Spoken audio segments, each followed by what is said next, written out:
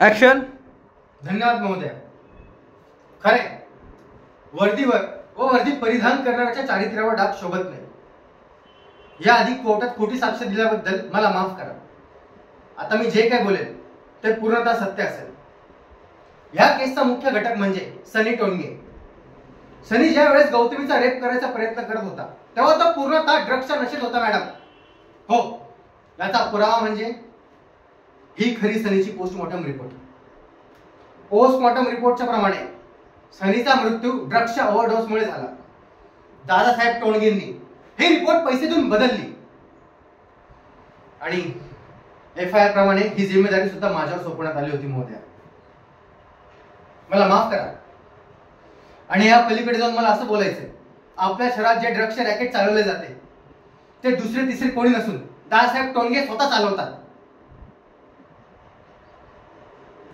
काय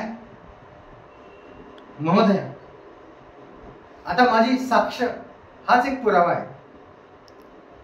मी मान्य करतो, मी अंगावरच्या वर्दीला मलिन केलंय, पण ती काढून ठेवताना मी स्वच्छ करून जातोय.